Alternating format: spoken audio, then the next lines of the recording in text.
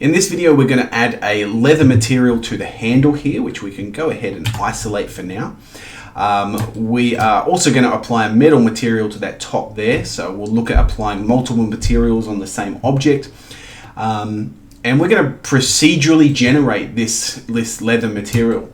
So this is going to get a little bit complex, and it's very difficult to kind of explain why I'm doing the things that I'm doing. It just kind of takes some trial and error and some understanding of how these nodes work.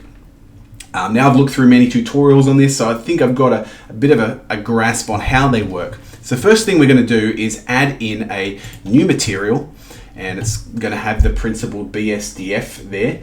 So that's all good. Now from here, I'm going to turn the metallic up just a little bit, and you'll see why at the end. But everything else I'm going to leave pretty much the same. Now I'm going to add in a node called texture coordinate node. So we're going to need that later on. Just while I'm here, I'm going to hit N and make sure that the scale of this is 111. If it's not, this is going to look really funny. And if it's not, I can go Object, Apply, All Transforms, or just Scale. And so that will work. Now we're going to need this in a minute, but I'm going to move it over here. Okay, I'm working down the bottom here. I'll try and make this a little bit bigger. I'll move these two over here. We're going to be working in this panel here. Now, what we're going to do, I'm just going to switch over here to a texture called Voronoi, just so to show you how it works. So we're going to use this as a basis of leather. Now, if I bring up leather close up, I'll just bring up a close-up image of what leather looks like. Here we go. A whole bunch here, but it's got all these it's like a cell structure almost. So looking at this here, it's almost like a cell structure. And in here, this is actually pretty close to it.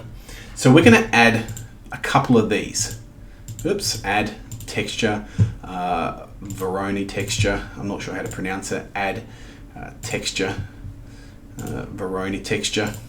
And we're going to put that in, and we're going to connect them up. So we're going to first put the object from here into the vector on this here. So it's going to take the object information and then evenly distribute this over the object. Then we're going to take the position from this and put it into here. So we're actually kind of going to modify some stuff here. This one is going to be smooth F1. I found worked the best on both of these. And you'll see in a minute, once we plug it in, you'll be able to kind of play around with these settings and see what you think is best. And then we're going to take the the position here, the distance here, and add it into a color ramp. So let's go ahead. So I'll just show you what happens if we put this into the base color now. Okay, this is what we get. So it looks a bit alien in this case.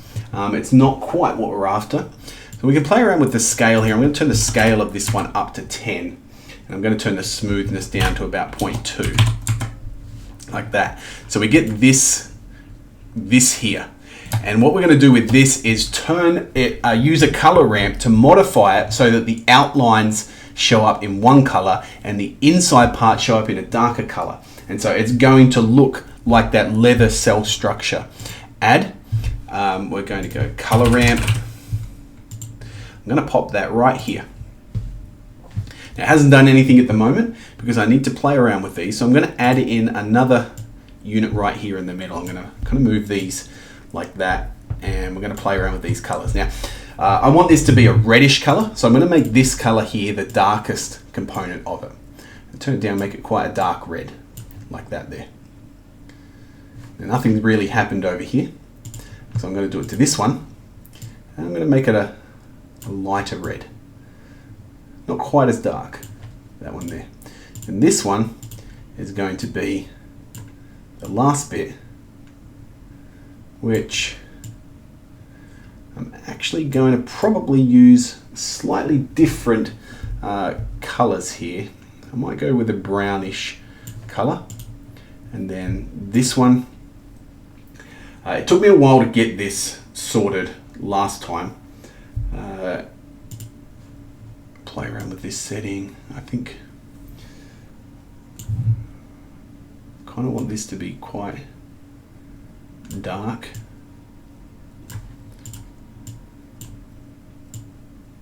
Oh, there we go. Moving it further that way. Moving that further there. And I might make this lighter actually.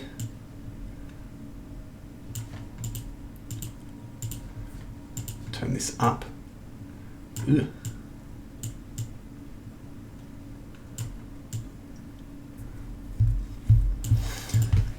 And this is the tricky bit, okay? Actually getting this right. There's no kind of correct way to do it. Oops. It is just a matter of trial and error. In this case, I think I want this to be a little bit lighter. And I'm just wondering if there's a value here that I haven't done. Maybe change that to 10. There we go. That's what I was after. Okay, so I had the scales of these off. So both of those scales had to be the same. If I turn them down to 5, yeah, that's what I had to do. So, sorry, my mistake. The scales of these should both be about 10. You can make them bigger if you want to have smaller things there. And then it's just a matter of changing these sliders. So you get those different colors, and if I move it to roughly there, I think that looks pretty good. Okay, that might be a bit too light. I might need to make it a little bit darker, like that there. Okay, so that's looking pretty good in terms of a leathery texture. I might turn the smoothness on this down as well and see if that makes a difference. No, I don't know what. No, don't want to change that or that. I'll still play around with this for a little bit. I don't want it too big. That's the problem. I think, yeah, there we go. I probably want to move that one up a little bit, up to there.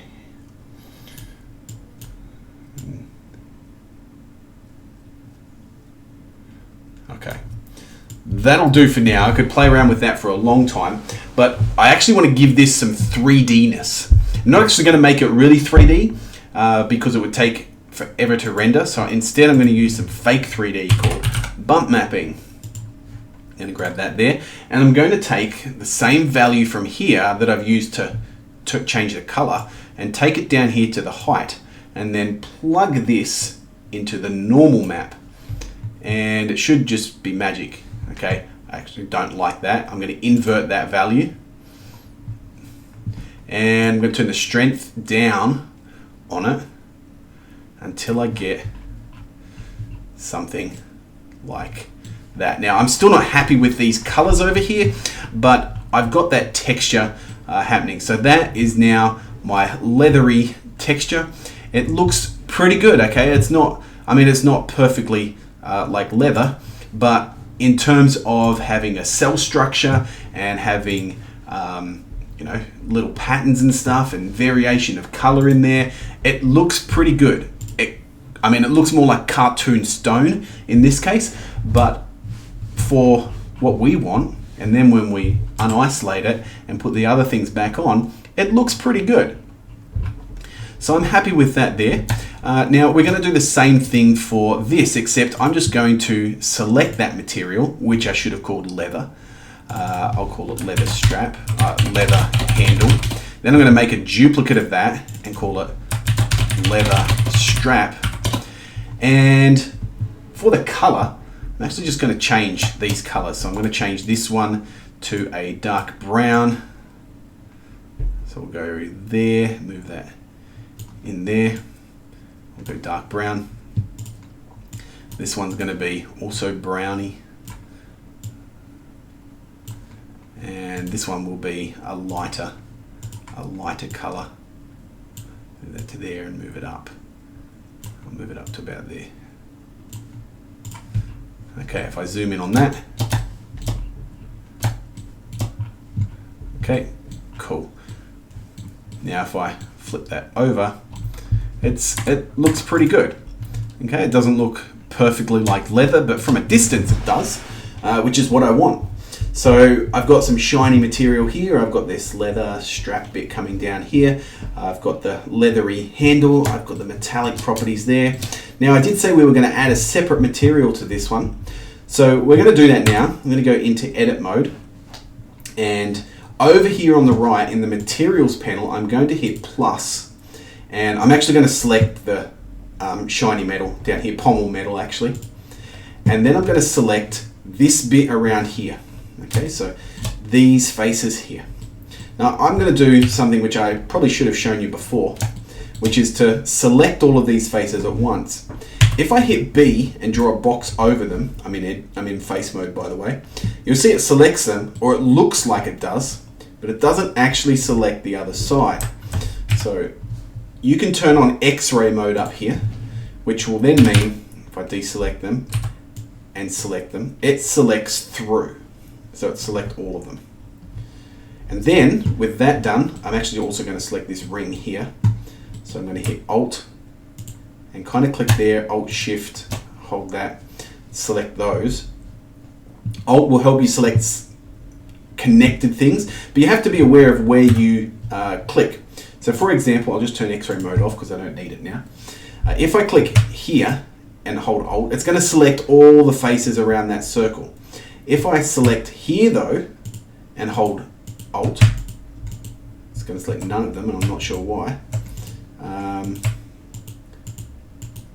Oh, there is no I'm not sure why it's not selecting everything down there, but that's alright because I only want to select them and those there. Hold Shift to do it both, and I'm going to click on the pommel metal and click Assign. That will give me that material on there.